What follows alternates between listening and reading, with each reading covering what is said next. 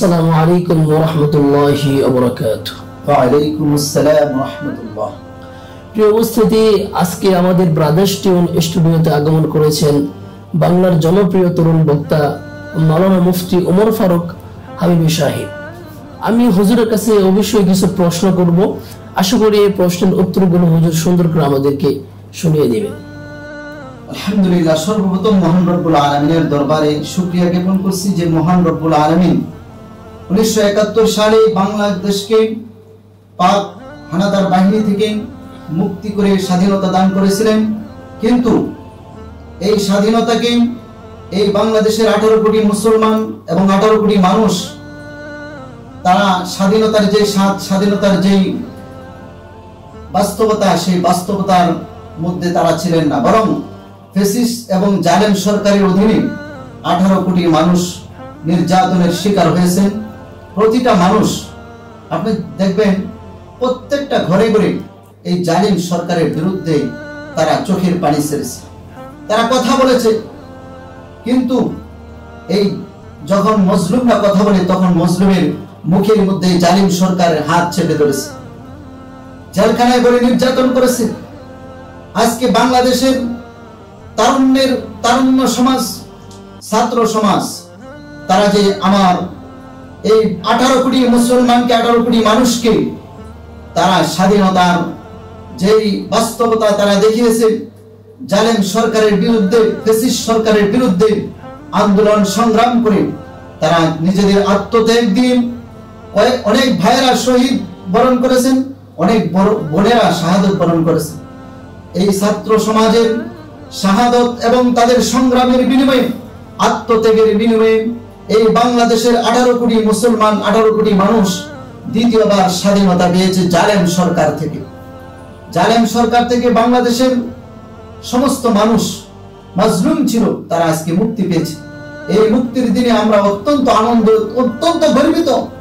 আমি বাংলাদেশের সকল এই তারুণ্যকে আমার হৃদয় থেকে আন্তরিক শুভেচ্ছা, অভিনন্দন জ্ঞাপন করছি। তাদেরকে ধন্যবাদ জানানোর ভাষাটুকু আমার নেই।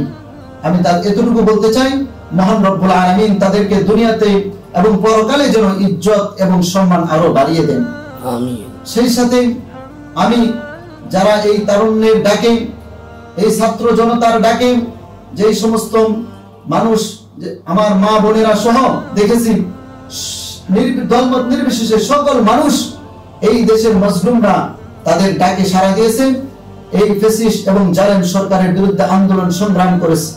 তাদেরকেও আমি অভিনন্দন এবং ধন্যবাদ জানাই।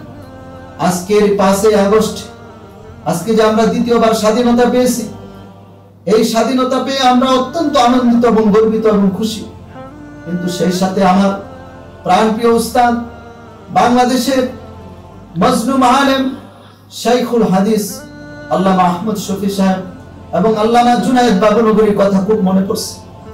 তারা 2013 সালে আমার প্রিয় নবী সাল্লাল্লাহু আলাইহি সাল্লামের ভালোবাসায়, তারা মহব্বতে 13 দফা দাবিতে যখন শাপলা চত্বরে আন্দোলন সংগ্রাম করেছিলেন, তখন এই জালেম সরকারের নির্যাতনে স্টিমরোলার হয়েছিলেন আমার উস্তাদ আল্লামা জুনায়েদ বাবুনগরী রাহমাতুল্লাহ আলাইহি।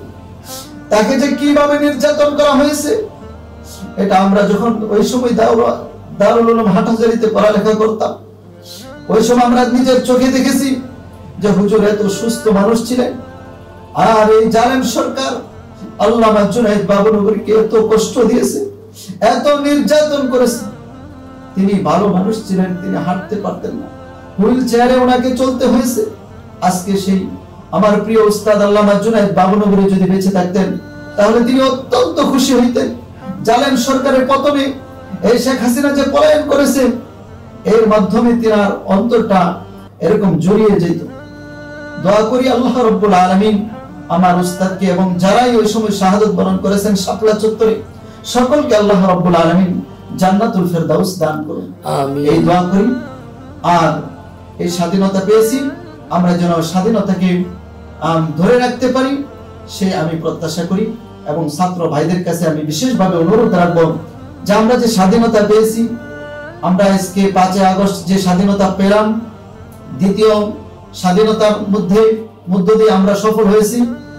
আর আমাদের সবসময় মনে রাখতে হবে, যেহেতু আমরা আল্লাহর গোলাম, আল্লাহর বান্দা, এই আল্লাহর জমিনে আল্লাহ পাকের হুকুম এবং রাসূলুল্লাহ সাল্লাল্লাহু আলাইহি সাল্লামের তরিকা আছে, সেই তরিকা এবং আল্লাহর জমিনে আল্লাহর হুকুমত কায়েম করার মাধ্যমে আমাদের চূড়ান্ত সফলতা, সেই চূড়ান্ত সফলতা হলো আখিরাতে আমাদের জান্নাত যেন আমরা পাই এবং জাহান্নাম থেকে যেন আমরা মুক্তি পাই।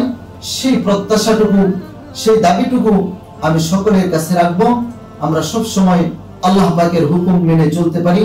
আল্লাহ তাআলা সেই তৌফিকটুকু আমাদের দান করুন। আমিন।